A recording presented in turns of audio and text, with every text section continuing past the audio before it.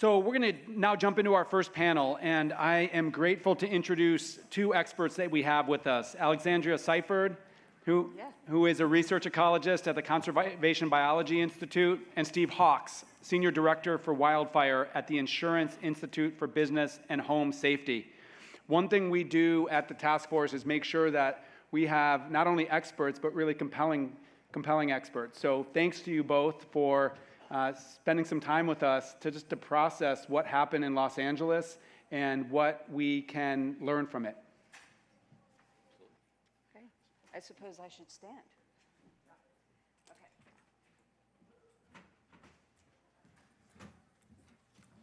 Okay, so this moves it forward. Okay, well, thank you so much for bringing me here. I'm really honored and grateful to be here. I'm going to be presenting a lot of information relatively rapidly so that we have time for everybody else today. So please feel free to ask me questions afterwards. I want to start with a framing quote, which says, "Uniformity is not nature's way. Diversity is nature's way." And California is quintessentially diverse. It's a global biodiversity hotspot, and it has tremendous topographic complexity. It's got a lot of climatic diversity, varied land uses and land covers across the state. And this environmental diversity also contributes to fire diversity across the state. If you look at the count of fires that occurred in the past, you can see they form a distinctive spatial pattern on the landscape. And my colleague and I defined distinctive fire regime ecoregions in California. And now a fire regime, for those who have forgotten, is basically the characteristic frequency, size, intensity, type, seasonality of wildfire that vary within a certain characteristic range of variability and persist over time in a certain region. And so the plants and the animals in a region are adapted to that region's fire regime. And there are multiple fire regimes you can see here, going from areas that almost never experienced fires all the way to their areas where fires have occurred very frequent historically. And California encompasses a lot of these different types of systems. What's been happening, though, in the last century or so with global change is that fire regimes are being altered in different ways for different reasons. So areas, for example, that didn't used to burn are now burning. Areas that used to burn frequently have had fire excluded from them. And in California, there are two distinct differences I want to call your attention to. This is a map showing you the departure in fire frequency from that of pre-Euro-American settlement. So these blue areas are areas that have not received as much fire as they did historically. But in the warm and orange-red areas, those areas have experienced much more fire than they did historically. And the reasons are very different. Fire suppression has been a factor in our forests, and climate change is now a threat. But in Southern California and coastal shrublands, the problem has been increased ignitions with urban expansion and population growth that has led to very frequent fire. And in either case, when a fire regime is altered beyond its characteristic range of variability, there's a potential for profound ecological transformations. So it's not just fire, it's how it's different from the way it used to be. And in the forests, we've been seeing too much high-severity fire that can lead to conversion to shrublands. But in Southern California, we've been having so much fire that our native evergreen shrublands have been converting to invasive annual grasses. And of course, altered fire regimes are leading to catastrophic human impacts. In California, in just 2 years, we had 40,000 structures destroyed, and now we've had Los Angeles. 16,000 structures, almost 25 or more people have lost their lives in these fires. So in the next couple of minutes, I'm going to give some brief context ecologically about how this happened and a little bit of the human context. And then Steve's going to follow up with even more human context. So the fire regime in chaparral is very different than forests. Lightning is extraordinarily rare. About 95% of fires in Southern California are caused by humans. And there is potential for catastrophic wildfire every single year in Southern California, because we have 6 months of drought. So at the end of that drought, the fuel moisture is very low, it's very hot, and then every single year, Santa Ana winds happen. And so the natural fire regime is infrequent, large, high-intensity crown fires. And in chaparral, high-severity fire is beneficial and good. Not to get too deep into the weeds, I'm going to call your attention to one of our types of species of chaparral. They are obligate seeders, which basically means that they can only germinate through fire-cued dormant seed banks. The problem is that once fire occurs, for them to be able to rebuild that seed bank, it takes a minimum of 10 up to 30 years, depending on the species. And they don't recruit without fire. There's other different types of chaparral species as well, but in general, once chaparral is gone, it doesn't tend to come back, and it doesn't disperse very far. So what's been happening in Southern California is with so much fire, we have shortening intervals between fires, which means that if the species hasn't recovered, it is eliminated if a fire comes through again, and then in that ecological vacuum, in comes the invasive grasses that are ubiquitous across California. And what's been happening is what we call a grass fire cycle, where grass is extraordinarily flammable, it begets more ignitions, it then burns more, chaparral is lost, and on and on. And so I've done a lot of research on this, and there's been extensive loss of chaparral to grasslands in Southern California. And this here is showing you Landsat imagery for the last 30 years, and it's where the Eaton and the Palisades fire were. So you can see there has been, even in the last 30 years, a substantial amount of herbaceous fractional cover increase in these warm areas. And overall, just the point that grassland is not benign. Grassland fires have been responsible for a lot of recent destructive fire events, like the La Hyena fires, the Marshall Fire in Colorado and BC. Just last week, there were grass fires burning houses down in Oklahoma, and now this week, there's grass fires in Florida that are threatening structures. So a lot of people have asked me, so can we blame the fact that there wasn't enough vegetation management? And a word on that is that unlike in forests, where vegetation management and prescribed fire is very good, it has ecological benefits, it has co-benefits by protecting communities, promoting cultural burning. In chaparral shrublands, there is no ecological benefit, and in fact, it's very detrimental ecologically, and it facilitates increasing type conversion from, there's no thinning from below. You eliminate the shrub, and then in comes the grass. But vegetation management, where fuel breaks are placed strategically, allowing safe firefighter operations to protect communities, is very much needed in California. But for these fires, I don't think it would have made any difference. Was climate to blame in these fires? We've done studies looking at differences in fire-climate relationships across California. And in the montane forests, we found that yes, warming and drying has been significantly increasing fire activity. Climate is a direct threat for fire in the forests. In the coastal shrublands, however, probably because it's already really hot and really dry, there's not that same direct climate effect, and instead it's indirect through drought and vegetation change. But the one variable that we have consistently found as important in explaining fire activity is prior year precipitation. And that is when a wet year increases the production of seeds of herbaceous or invasive grasses, it increases the biomass of these grasses, and when you follow that with a dry year, all of that grass gets dry. And this happened with LA, with 2 wet years that were then followed by a dry year. The other thing that happened, of course, is that we didn't have our first rain until after these LA fires. And we've done research that shows the risk of large fires significantly declines with the timing of the first precipitation event in autumn in Southern California.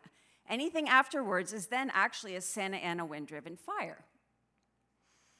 We've done research across the country, also looking at fire-climate relationships, finding differences. But the one thing is that we found is that in some areas, humans can override the influence of climate in affecting fire activity. And humans affect fire in many different ways. One that I'd like to draw your attention to is the example of the Hanley Fire in 1964 that burned in about the same perimeter as the Tubbs Fire. There were big differences in impact. The Hanley Fire, only 84 structures lost, and of course we all know what happened with the Tubbs Fire, more than 5,000 structures lost, 22 people lost their lives. And if you look at the difference between the time in these two perimeters, there was incredible population growth. And when you look at the development in 1960 with the perimeter of the Hanley Fire, and then you look at the development in 2010 or 2017 with the Tubbs Fire. So there's been a lot of expansion of urban development into wildland landscapes, and that also takes ignitions farther out. For human-caused ignitions, there's more activities when you put more people out there. And to talk about ignitions, we've been doing work looking at Santa Ana winds and what explains area burned in those fires. The first thing to note is 75% of Santa Ana wind events have no fire, and that's because a fire didn't start during them. Otherwise, 100% of Santa Ana wind-driven fires have been caused by humans in the past.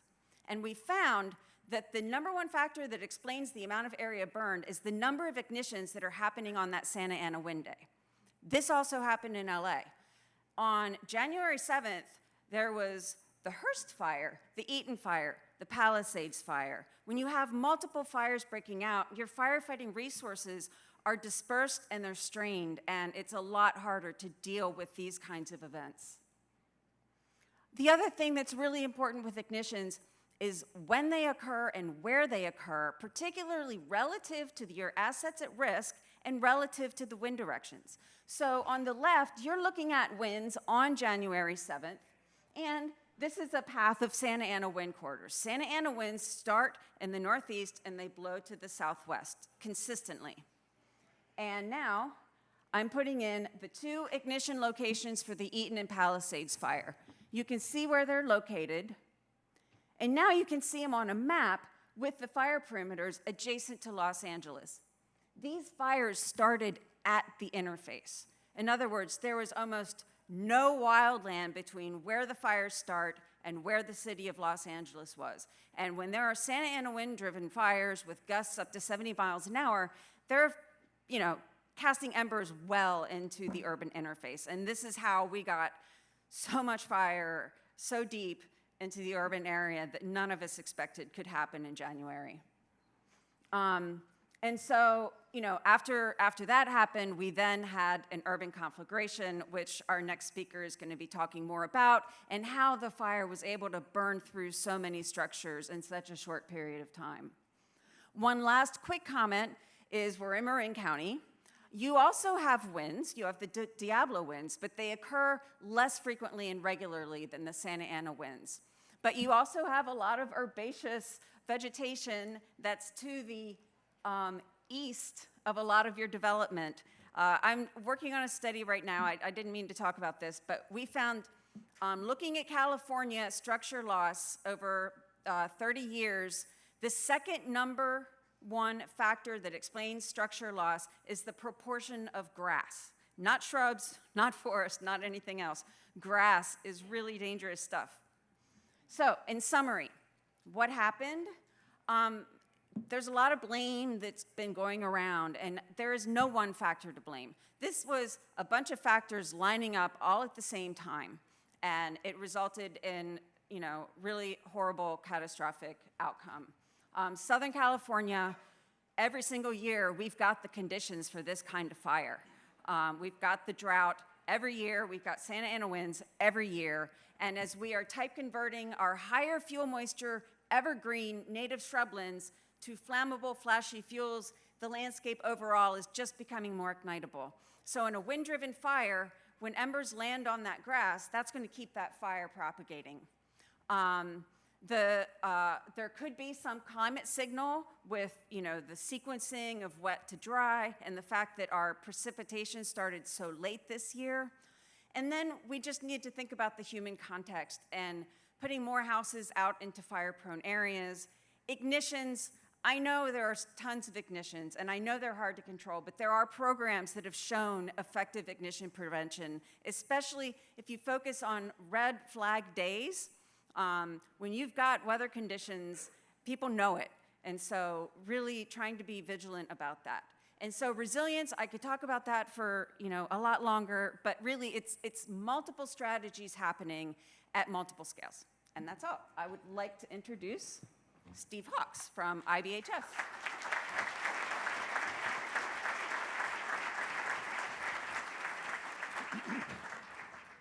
Thanks, Alexandra, and good morning. Thank you, Chairs Crowfoot and Everline. Thanks for having me here, and good morning, everybody. I'm Steve Hawks, Senior Director for Wildfire at the Insurance Institute for Business and Home Safety, or IBHS. We are a nonprofit organization that's funded by the insurance and reinsurance industry, and we conduct research on how severe weather and wildfires impact homes. What are those vulnerabilities to those homes, and how do we mitigate them so that homeowners have a home to return to and a home that's insurable from future high-intensity wildfires? But we really focus on the conflagration scenario, significantly reducing that pathway for a fire to turn into a conflagration. And we're no stranger to high-intensity destructive wildfires here in California. Unfortunately, since 2015, 15 of the state's top 20 most destructive wildfires have occurred. And at IBHS, we've really focused on three factors that, when they are present, set the table for a conflagration to unfold. And that's drought that occurs at any scale, significantly stressing the fuels to the point where they're very receptive to a high-intensity wildfire. Strong wind event that is a significant driver of wildfire and increasing the intensity and severity of it. And then people, leading to the ignitions, as Alexander pointed out, as well as development of older structures that predate the California Building Code Chapter 7A and are very vulnerable to these high-intensity wildfires. So when a wildfire starts, it's burning in your traditional wildland areas, it's producing embers that are lofted high into the air and deposited well in advance, and are oftentimes the first order of entry of the wildfire into the built environment, leading to direct ignitions of the homes, inside the home as well, and the surrounding areas. Meanwhile, the fire that's burning the fire front in the wildland areas encroaching upon that built environment, and through radiant heat and direct flame contact can ignite highly ignitable structures. And when those ignitable structures begin to ignite under those extreme conditions, that fire can develop and take hold in that built environment and really stops being a wildland fire and starts to be an urban fire, burning urban fuels, homes, other structures, fences, vehicles, anything that's combustible can ignite and create additional direct flame contact, radiant heat, and embers to continue the spread of the fire within the built environment.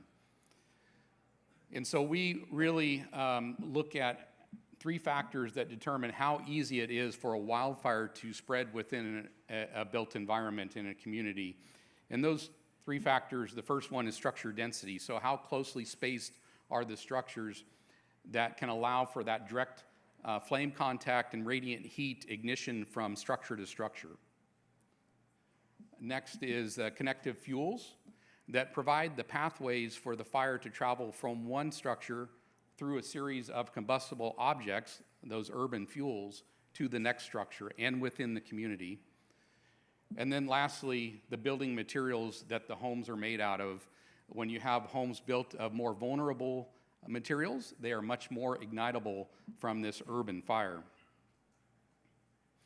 And so we have a couple videos. This first one is of a doorbell camera that was taken on the Marshall Fire in 2021 in Colorado. And it's a really good example of that direct structure-to-structure ignition when you have a dense community. And you see just off to the right side of the screen, we have one structure that is fully involved and has just ignited, structure number 2, which is to the right of that pillar holding up the porch.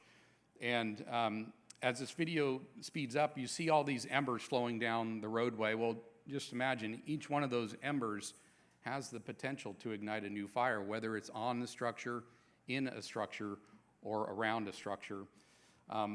But that wind event that occurred during the Marshall Fire really sped up the ignition and burning process of that structure.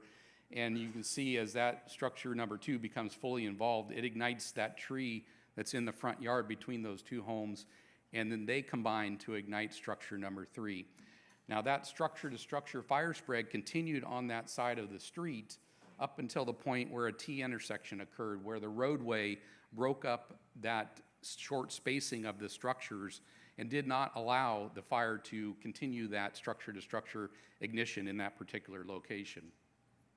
And we moved to Balch Springs, Texas in 2022, where we had a grass fire start under windy conditions, quickly spread across this field and into the backyards of this neighborhood, igniting all these very combustible wood fences that provided that connective fuel that I mentioned earlier, that pathway for the fire to travel from that wildland area into the backyards of these homes and igniting additional urban fuels like that shed that's burning there and other things that allowed the fire to get to 9 structures, leading to their destruction and damaging 17 additional structures. Now, we deployed a team of 8 people from IBHS to take a look, deep dive into the Eaton and Palisades fire. And we really focused looking at those 3 areas that we focus on: the structure density, the connective fuels, and the building materials, and collecting a lot of data around those 3 areas. And for the connective fuel piece, we spent a lot of time looking at that first 5 feet that surrounds the structure and its attachments here in California, known as Zone 0. Shout out back there to Todd for Zone 0.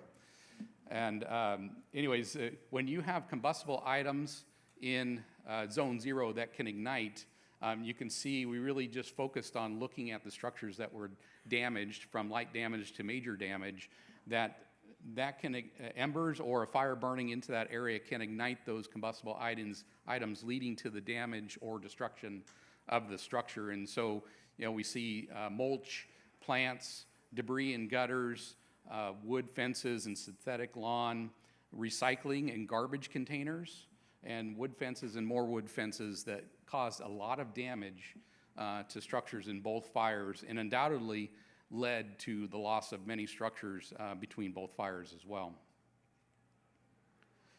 And then we looked a little bit further out, that 5 to greater than 5 feet out from the structure, at how the fire can burn into the property and then through that connective fuel make its way to the structure. So in the upper left, we have the fire coming from the open space below this house, ignited that large hot tub, combustible item, and the retaining wall behind it, and those 2 combined to create that damage that you see on the house. Next, we have embers that flowed into this combustible deck, along with combustible items on top of the deck, leading to the ignition, the breaking of that window, and the entry of fire into that house. Upper right, we had fire come up from below underneath a wood deck, established the fire underneath that wood deck, which is a very large, intense fire, which led to the breakage of the windows there in that master bedroom and major damage to that house. In the lower left corner, we had embers accumulate at a vertical and horizontal surface. So we had a concrete patio with another hot tub with combustible siding that ignited the hot tub, and that hot tub led to the damage that you see on the windows, the siding of the house, the eave line. More ember entry into the house, landing on that combustible pergola, and the combustible items that were below it, leading to major damage to this house. And then the last photograph is a structure that was neighboring to this house ignited and was burning, ignited this privacy row of Italian cypress trees. The intensity of them led to the breaking of all the windows along that side of the house. And so from our field deployment, we've produced 2 reports, and you can see the QR codes there. Please feel free to download them and take a read at them. The last one on the bottom is our field observations, our initial look at our deployment. And you see some of the highlights and the bullet points listed up there. And I really want to focus on the first 3, that firefighter interventions saved a lot of homes in these fires, that they did a tremendous job at limiting the damage to the homes that had already occurred, and without their interventions, the damage and destruction would have been much worse. The second, for each home that survives, it has a positive impact on the homes that surround it, because it is not creating radiant heat and direct flame contact and embers that spread the fire to neighboring structures and can lead to a more positive outcome for those homes that surround it. And then lastly, really looking at that zone 0 again, that first 5 feet, I can't tell you how many structures we looked at where it was home after home after home that had damage because of combustible items in zone 0. And had it been a non-combustible zone, a lot of that damage could have been avoided. So we are going to take a much deeper dive into the data that we gathered and produce a 3rd report, which will be out much later this year, early next year, on our findings from both the Eaton and Palisades fire. And lastly, I really want to thank CAL FIRE Chiefs Tyler, Berlant, Bigelow, and incident management teams 2 and 3, the DINS teams that were assigned that really folded us into their damage inspection process and made our research much more valuable and will lead to better findings, making homes more survivable and insurable from future high-intensity wildfires. So thank you. And chairs, back to you. Steve,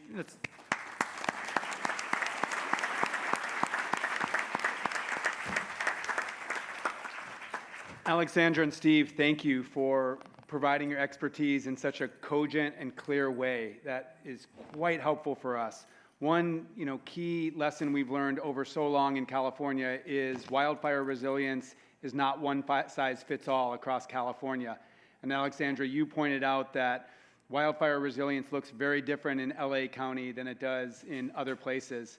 One key takeaway for me is ignition elimination, ignition reduction during red flag days. We were already focusing on that, but that clearly needs to be an area of increased priority.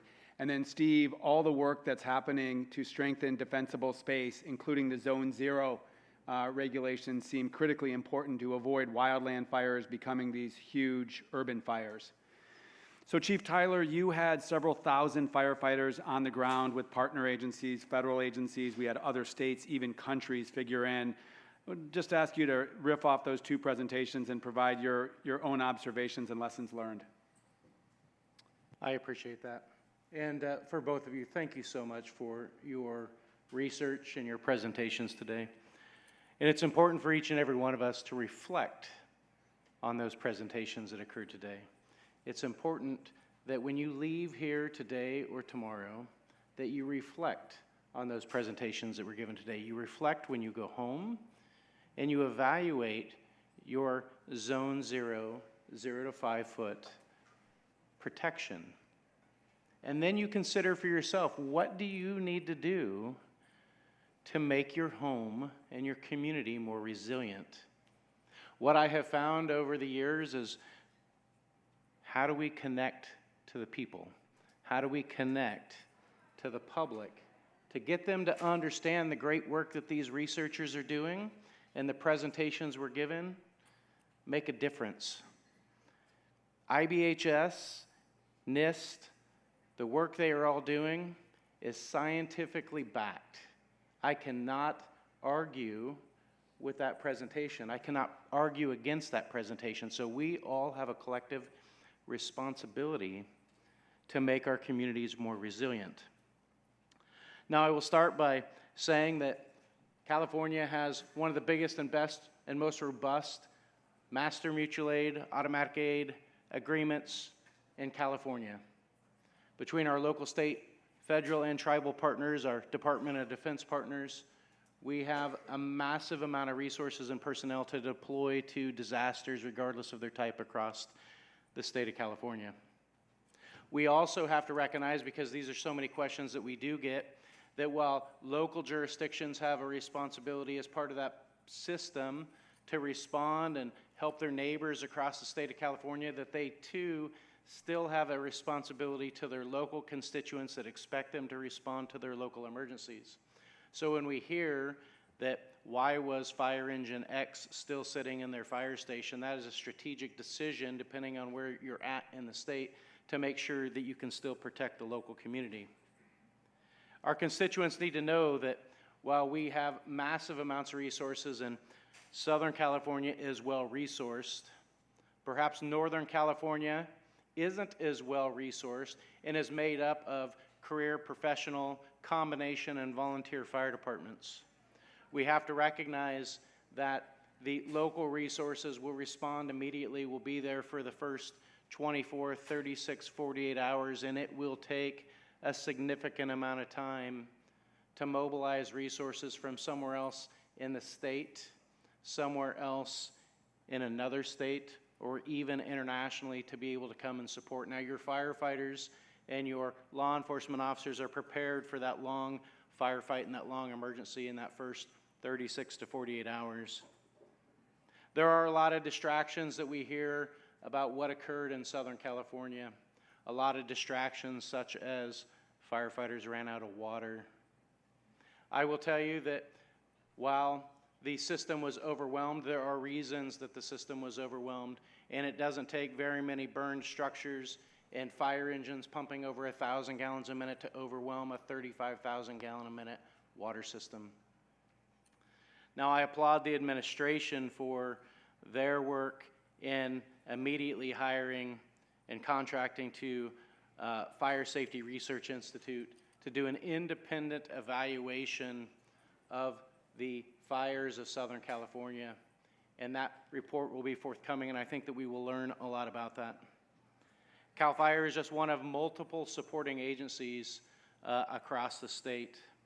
And while we were large and present in the fires of Southern California, it's important to note that I am speaking as a supporting agency more than a lead agency. Now, it is interesting because as a supporting agency, I really took a lead role and footed a lot of the financial impact of those fires, working closely with our federal partners. In fact, as I talk to you here today, it's important to recognize that only 33% of the jurisdictional land in the footprint of the Palisades Fire was under state responsibility area. And on the Eaton Fire, only 5% of the jurisdictional land was the state's responsibility area. But that's where we come together. And I couldn't have seen anything better than what occurred at the Palisades Fire related to Unified Incident Command for Palisades between LA City, LA County, CAL FIRE, and their law enforcement partners. On the Eaton Fire, it was made up of LA County, a federal incident management team, a state incident management team, a second state incident management team as part of recovery, really to come and work together to not only mitigate the fire, but do rapid cleanup and disaster recovery with our EPA partners as well, so that those citizens are able to rebuild in their communities. Now, you saw pictures, if you were here last night for Daniel Swain's presentation, you saw the presentation by Steve here just a few minutes ago in video footage and video footage alone. It really doesn't matter, and this is a hard thing to say, it really doesn't matter how many firefighters we throw at a hurricane level wind event. The ember cast that is spread not only by the vegetative material, but in an urban fire, the material and construction material that is blowing half a mile, 2 miles ahead of the main fire is so impactful. So while I started this morning and I talked about an all hands, all in approach of wildfire resilience, of fuel breaks, of making our landscapes more resilient, I am so glad today that we're talking about how to make our communities more resilient. And the only way we're going to make our communities more resilient is if we get buy-in. Compliance is one thing, buy-in is better, of all of our community members who own properties in California to make their homes more resilient. Yeah, thanks so much, Chief Tyler. And I'll point out that CAL FIRE actually pre-deployed additional assets, people, engines, planes, helicopters to Southern California in advance of those Santa Ana events. But my takeaway from what you're saying is, you know, we can be really proud of our response capacity, but in some cases, that response capacity is never going to be enough. It will take upfront proactive actions well before a fire ever comes. Yeah, that is so true, and thank you for hitting on that point. We were not unaware that this Santa Ana event was coming. As was said earlier, it happens every year. This one was significant, and it comes in intervals. I remember doing the same thing in the same area. Well, you see videos, the exact same thing happened in 1961. The same thing happened in 1970. Personally, as a firefighter, the same thing happened in the exact same area of Malibu and Palisades in 1993. I was on the ground as a firefighter during that time. But knowing this event was coming, it was January 5th where a call was put together between CAL FIRE, our federal partners, our 6 contract counties, Marin County being one of our 6 contract counties, and we began deploying and moving resources to Southern California ahead of January 7th to support our Los Angeles County contract county partner as well as Ventura. We recognize that the movement of those resources in that aircraft were critical in supporting our partners down there. Now, you heard media attention about CAL FIRE downstaffing in Northern California. I take that head on. I say, yes, we downstaffed our resources in Northern California. Heavy rain, heavy snow was occurring in this location, but what we did do, knowing we didn't have any funding, was we kept our southern units fully staffed and we kept our helicopters staffed. Now, there was a mixed blessing on January 7th before these fires started. We were doing an aviation safety conference in Sacramento. Had it not been for that aviation safety conference in Sacramento, our contractor, Amentum Aviation, who provides the pilots for our fixed-wing aircraft, they were off contract, except for Riverside and San Diego. Now, every one of them rose their hands in the moment that the Palisades fire started and said, we will come back regardless of being off contract to fly the fixed wing. They did the right thing. They were focused on that. Likewise, our local government partners largely moved resources. Cal OES moved resources into Southern California as well. Obviously, in these conditions, it wasn't enough, but yes, there was a large movement prior to the beginning of this fire. That's really helpful. I want to open it up to other executive committee members if you have questions or points, but maybe for Alexandra and Steve, just to put a finer point, you know, you're talking to policymakers, agency leaders, local leaders. What would be a couple or 1 or 2, 3 of your very specific recommendations? What would you like to see more of? What would you like to see us do differently or with more robust action? A couple for me would be completing the Zone 0 regulation, getting it across the finish line so that we could get it in place and start to have property owners implementing that across the board, because as I mentioned earlier and showed lots of photographs, that Zone 0 of all the defensible space zones is absolutely very critical to survivability of homes.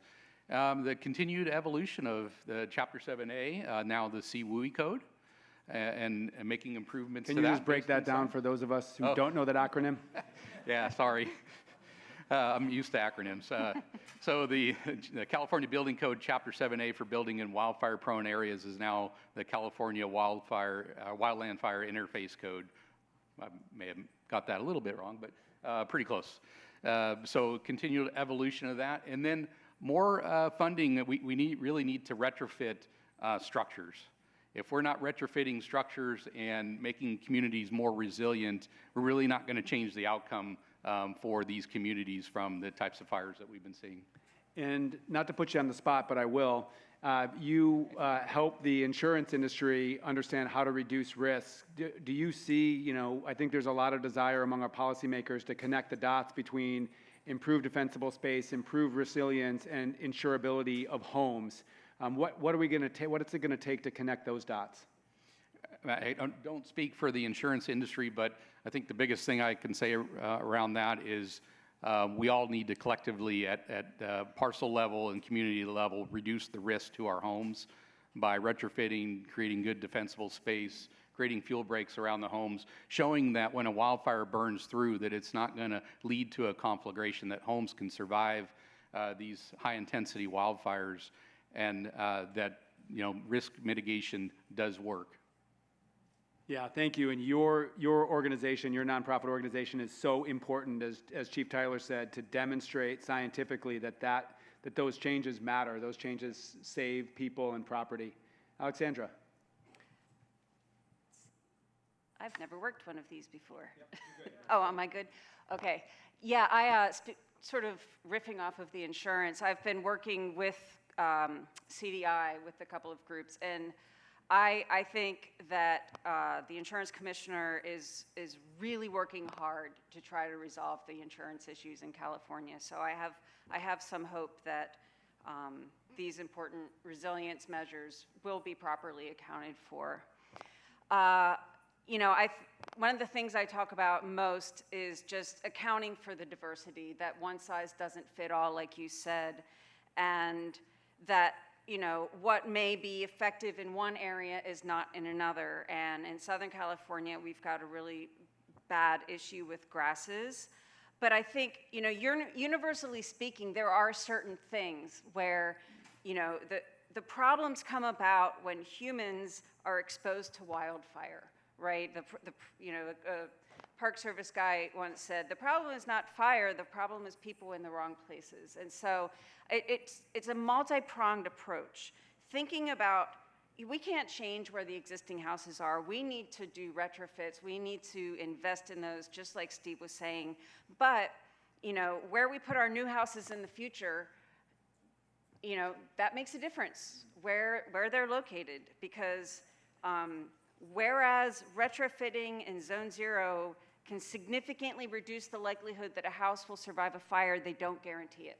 And so, thinking about preventing the situation from happening in the first place, and that prevention also includes what I was talking about, is the ignition factor. In some areas, lightning, you can't control that. But humans are responsible for most of the fires. And, had that fire not started on that ridgetop in the Palisades, we wouldn't have had that. So there are ways to look at different types of causes of human ignitions. There are ways to map where those are most likely to occur. And then, of course, we know, when the bad times are going to be. So how can we motivate to do that? I'm sure I have. That's great. other No, things to say, but those are that's- very helpful. I have Chief Tyler for a quick follow-up, and then Don. As I am following your statement around human caused, for the audience, for those online, I just want to make sure that we clarify that human caused does not necessarily mean just arson. Human caused are all things and categories other than natural. So it could be utility caused, it could be campfires, it could be smoking, it could be arson, it could be vehicles, it could be equipment use. Literally dragging a chain on your trailer that sparks the grass next to the road. Yeah, that's really helpful. To me, one of my key takeaways is there are a limited number of red flag days with the Santa Ana winds. There are already really good campaigns on the ground to eliminate ignitions, but there can be more work on that, because ignition reduction in red flag days seems like, per your data, would really impact the reduction of severe wildfire. Don. Great, thanks. I think one thing obviously to acknowledge is that the fires in Southern California that we're talking about are largely urban conflagrations that also impact wildland areas. In thinking about the human ignitions aspect of it, one thing I think is really important to underscore is that there's a long history of indigenous fire stewardship in Southern California that addresses the stewardship of grasslands and oak woodlands and chaparral ecosystems. Chaparral ecosystems provide a tremendous number of resources, so to speak, medicines, foods, fibers that indigenous peoples have stewarded, which include the obligate cedars and the obligate sprouters in those systems. Thinking about the grass component and the matrix of vegetation within that landscape, we have to recognize that there's not a no-fire alternative in Southern California. So my question to Alexandra is, how might spatial temporal diversity of fire be integrated into the benefits of ecosystem diversity and protection? Yeah, And you're one scientist talking to another, so break that down in layperson's terms, because you Yeah, so spatial temporal is basically looking at mosaics. You know, if we think about seasonal timings, obviously red flag days aren't throughout the year. So when we have prevailing winds that are more favorable, is there an opportunity for us to do something differently with grassland stewardship and restoration? This is a great question, and I'm actually working with some folks in UC Santa Cruz to develop a tool to help decision makers do prescribed fire appropriately in grasslands. And this is actually something that I think is really important because the grasses, they do have a seasonality. And if it's not no vegetation management. I mean, managing these grasslands could be really important. I know that Jeff Hayes from the Forest Service is looking at roadside ignitions because they're just so flammable. They're like wick.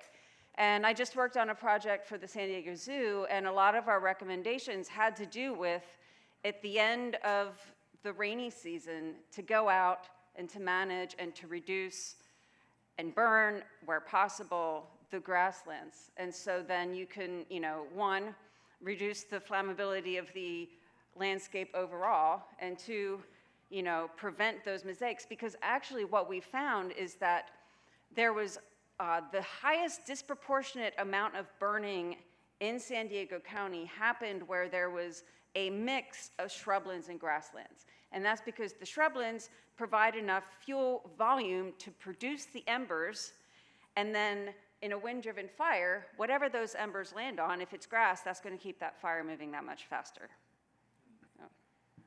That's helpful. Oh, yes, Supervisor. Yeah, if that was the science question, I'll ask the layperson's question. Steve, I want to just say thank you again for everything that IABHS has done, because I think what I hear from my residents, and I'm sure we all hear from neighbors and my fellow supervisors who are here too, they see the footage that you've shared, and it's terrifying, and they quickly look around their own home and go, oh my gosh, where do I start? And this is back to your point, Chief Tyler, compliance isn't enough, we need to get buy-in. So you've got a lot of these great lists of what people can be doing. What do you see, given those lists, the best way to get to uptake? Because the lists themselves are daunting, right? When you've got 20 things to do, where should I start? And then, of course, it comes back to funding, too. So maybe you could help us understand the path you see a resident being able to start out on. Yeah, absolutely, and thanks for the question. Each structure is unique in its setting and the fire that it might experience with the fuel that surrounds it. So the homeowner maybe can work with a local organization like the local fire department to walk around their house and look at all the components, the materials that are made out of, the defensible space that surrounds it, and make a list of all the things that are vulnerable on the structure that need to be addressed in the immediate surroundings, and then start prioritizing that list. What can I accomplish just through my own effort? What might I need to hire somebody to come do the work for me? I might need some financial assistance to accomplish some of these things. But start making that list, start working on checking off those items. And there's a lot of financial assistance out there through CAL FIRE and other organizations that provide financial assistance for homeowners. So really start with that list and start working towards checking it off and go the full distance. for these high-intensity wildfires, you can't just check off 1 or 2 items on that list and expect that you've really reduced the risk to your home. You really need to address every single item on that list, that systems-based approach that gives your home the most chance of survival of these high-intensity fires. I wanted to add one other thing. We've done a lot of research where we've compared structures that were destroyed to those that have survived, and then looked at a wide range of factors thanks to all of the data that Steve's team collected. And we found that the ones that are the most significantly related to structure survival are those that are related to ember entry. So little things like having fine mesh screens that cover up the gaps in your structure, having closed eaves, because so many of these fires, like the footage that Steve was showing, these are the millions of little embers, whatever they can get into. So, you know, when you're starting to prioritize, the things that were the most significant were windows, having multi-pane windows, and then those other 3 things. So just adding on to that. Yeah, Abby. Just a really quick follow-up to that question. You know, knowing that the fires span jurisdictions, you know, to the WUI, into the urban, how do you encourage Firewise at a community scale? Like, we have the individual checklist, but how do you encourage that at a community scale?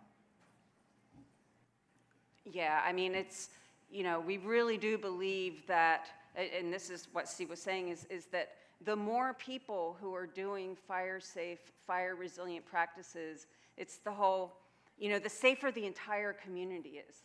And a lot of it is what all of the folks in this room are doing, which are just getting the word out, having fire-safe communities, educating, and demonstrating its usefulness. And then in addition to having agencies to help to fund, and identifying, you know, we've done research showing that socially vulnerable communities are disproportionately affected, and they are also the ones that are least able to afford the kinds of treatments that one would need. And so having something that can identify who most needs it, who's most at risk, and how do you get everybody engaged in that? Yeah, thank you for that. We're gonna move on in a moment because this is a great segue to our next discussion of resilience and protection at community scale. But first, Supervisor. Thank you, I appreciate it, Wade. And yeah, I think this discussion could probably go on all day, so thank you both for leading it. And I also want to thank Assemblymember Conley for being here today, pretty amazing, and also for literally hitting the legislative session ready to run, so thank you for that. I think your bill is really the answer to the question, right? It's because your bill is really strengthening the nexus between home hardening and the benefits, right? Because we as consumers, we want benefit in our investment. So I'm a member of our air district down in the San Joaquin Valley, and we've been able to leverage public dollars with private dollars to clean our air. And I think that's the same approach we need to take here, because government can't do it by itself. We need private investment. And so coupling that government investment with the private investment is really what we have to do. Thanks so much. And as Patrick will present after lunch, one of the deliverables for 2025 is actually making progress on this topic. So we should schedule some time at another meeting to go deeper on this conversation around homeowner and community action as it relates to defensible space and home hardening. And I do want to give a shout out to our state fire marshal and the team from this fire marshal's office.